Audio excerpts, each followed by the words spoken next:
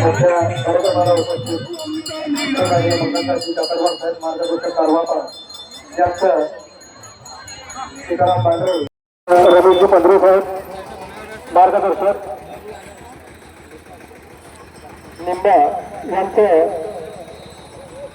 गुलाब सुमेकर हे पुस्तक साहेबांचं स्वागत करतो. लक्ष त्याला विनंती करतो.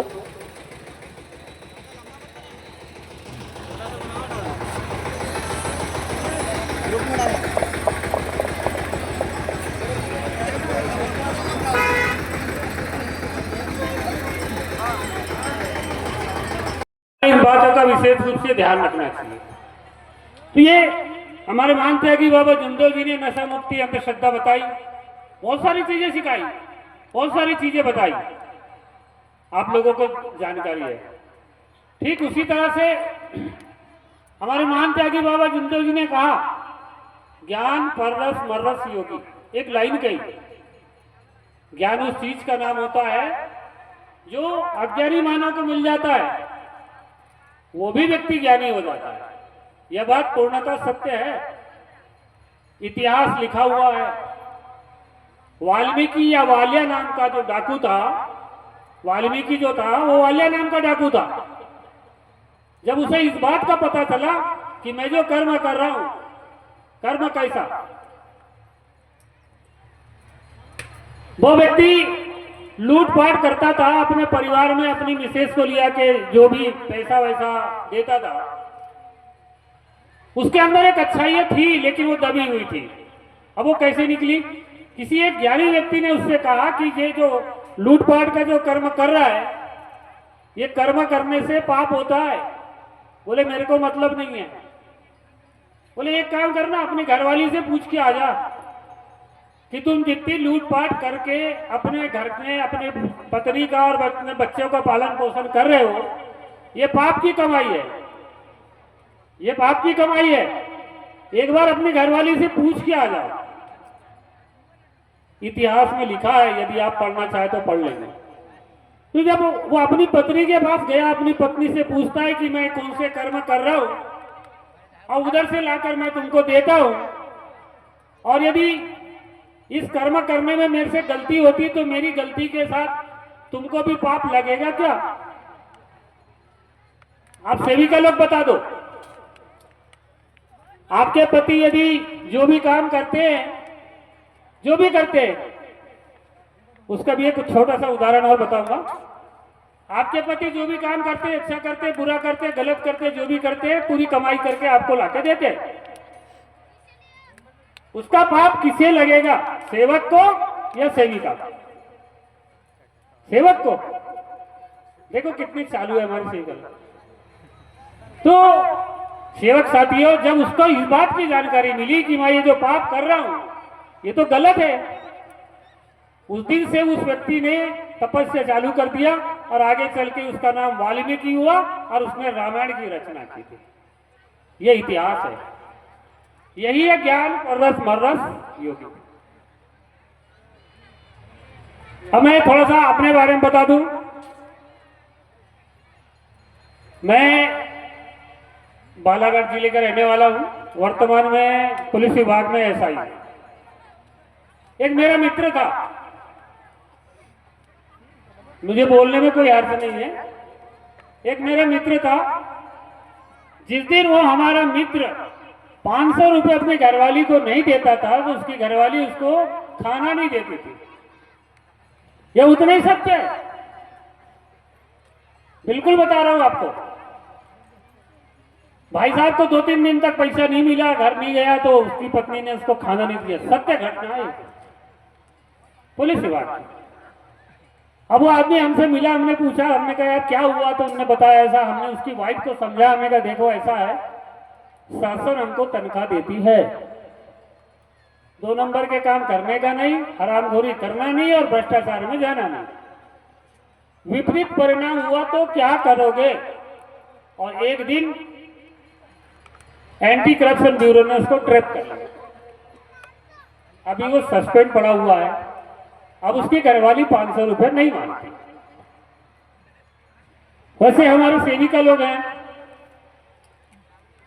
एक सेवक जी थे हमारे, 3 सेविका थी, तीनों सेविका अपनी माँ की प्रॉपर्टी बेची और बेचने के बाद घर आती है।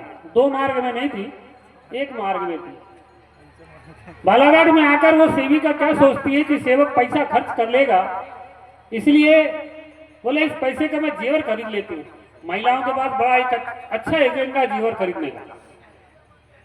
बिल्कुल बोले अब भी खरीद लेते हैं। तुरंत उसने खरीद ली। उसका रिजल्ट क्या हुआ? उसका रिजल्ट ये हुआ, पैन ले भी ली और गले में भी डाला। शाम से वो कूदना चालू कर दी, मैं दुर्गा हूं तो मैं काली हूं तो मैं ऐसी हूं तो मैं वैसी हूं। अभी बीमारी कहां से आ गई? तो उसकी मां को देवी आती थी पहले, उसकी मां को देवी आती थी। अब उसकी मां उसके अंग में आ गई। अब वो 3 दिन तक खूब कूदी। चौथे दिन हम सम्मेलन में आए, मतलब बैठक में आए, तो मैंने पूछा, मैंने कहा क्या हो गया? तो अक्सर करके क्या होता है, जो कार्यकर्ता लोग होते हैं वो सेवक सेविकाओं को पहचानते हैं, थोड़ा बहुत तो जानते हैं उनके बारे में। जब वो सामने में आया, जब कूदने लगी, तो मैंने उसके गले में वो मंगलसूत्र देखा। मैं सेवक से पूछा, मैंने कहा ये मंगलसूत्र कहाँ का है? अजी बोले यही वाला तो है, उधर की जमीन बेच के लाए थे, ये पहनी हुई है, इसको उतारो। मैंने कहा 6 सेवक पकड़ रहे थे उस सेविका को, लेकिन मंगलसूत्र नहीं निकाल पा रहे थे। इतनी ताकत थी उसमें। एक चर्चा बैठक की बात है मेरे यहाँ। आखिर में एक सेवक को बोला, मैंने कहा एक काम कर, उधर से कैंची लेके आ, पीछे से काटते। जैसा कटा, मंगलसूत्र निकला, सेविका होश में आ गई, पल्ला डाल के चुपचाप से हो गई। मैंने बोला क्या हुआ? बोले कहा क्या हुआ, कुछ नहीं हुआ। वाह! तो सेवक साथियों, हम कर्म जरूर करते हैं और फल की आशा के साथ कर्म करते हैं। हम कर्म करते हैं लेकिन फल की आशा के साथ करते हैं, यह गलत है। ये धर्म निष्काम भाव का है। आप महान त्यागी बाबा जमदेव जी ने कहा, आप किसी पे उंगली नहीं उठा सकते इस धर्म में, और यदि कोई व्यक्ति उंगली उठाता है वो सबसे बड़ी गलती करता है। क्योंकि जो व्यक्ति एक बार गलती करेगा उससे वो गलती बार बार होगी, बार बार होगी, बार बार होगी। एक छोटी सी बात मैं बताता हूं। एक सेवक, लेकिन बाबा ने परिहित सरिस धर्म नहीं भाई, पर पीड़ा नहीं सम अधमाई। इस प्रकार के विचारों के अनुसार दूसरे की पीड़ा को अपनी पीड़ा समझा, दूसरे के दर्द को चर्चा बैठक की बात थी। हमने हाथ जोड़ लिए, मैंने कहा भाई गलती हो गई हमसे, हमने माफी मांग ली। रिजल्ट क्या आया? बड़े मुश्किल से 3-3.5 महीने बीते होंगे, उस सेवक को खुद ही कैंसर हो गया। हमने उससे बोला, मैंने कहा भाई गलती है, माफी मांग ले। नहीं मांगना है। तो सेवक साथियों, ये हमारा शरीर है, इसके अंदर हर चीज है। क्रोध है, मोह है, माया है, अहंकार है, वही चीज। तीसरा नियम हमारा वही कहता है, सेवक अनेक बुरे व्यसन बंद करना, उसमें सारी चीजें हैं। इसीलिए मैं आप सब लोगों से निवेदन करूंगा कि इन सब सारी चीजों से थोड़ा सा दूर रहें, अपने आप को अच्छा बनाएं। बालाघाट के पास एक गोंदिया के पास एक गांव है दवनीवाड़ा, वहां पे एक सम्मेलन हुआ। मैं भी आप ही के जैसे सेवक था, मैं भी इधर बैठा था, आपके जैसे नीचे बैठा था। मैं अपनी थोड़ी सी कहानी बताता हूं। नीचे बैठा था हमारे वरिष्ठ गायक माननीय गरीबदास जी कुंभारे, ऐसा मार्गदर्शन कर रहे थे। मुझे उन्होंने नीचे से ऊपर बुलाया और मुझसे कहा, बोले उपराणी जी, बोले आप पुलिस वाले हो? हाँ जी। आप मुलजिम पकड़ के लाते हो? हाँ जी। बोले देते भी होंगे? हाँ जी। कुछ लेते भी होंगे? हाँ जी। गुस्सा भी करते होंगे? बोले हाँ जी। बोले काय का सेवक? अब आप बताइए। तो सेवक साथियों, ये बात सत्य है। आज से लगभग 21 साल पहले उन्होंने मुझसे मंच पर यह बात कहलवाई थी। 21 साल पहले। मेरे को 34 साल हो गए पुलिस विभाग में ड्यूटी करते हुए, पर मैंने आज तक बेईमानी का 1 रुपया नहीं लिया। मैं इस मंच से बोलता हूं, उस मंच से मैंने वचन दिया था।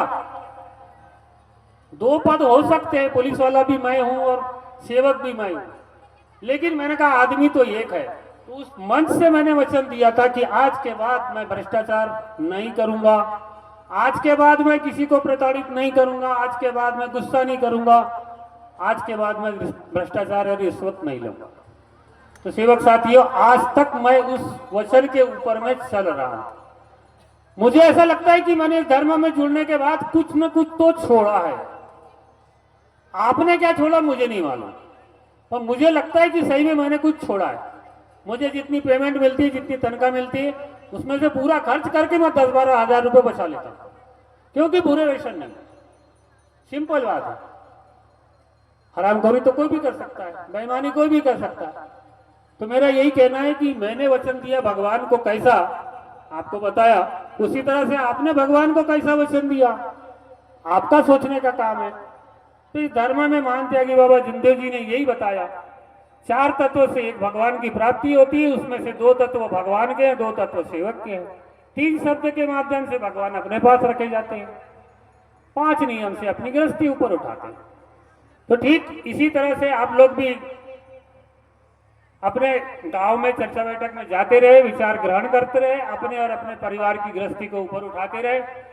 और मैंने समय ज्यादा ले लिया, इसलिए मैं हमारे संचालक महोदय से क्षमा चाहता हूं और अपने शब्दों को यहीं विराम देता हूं और आप सब लोगों को नमस्कार।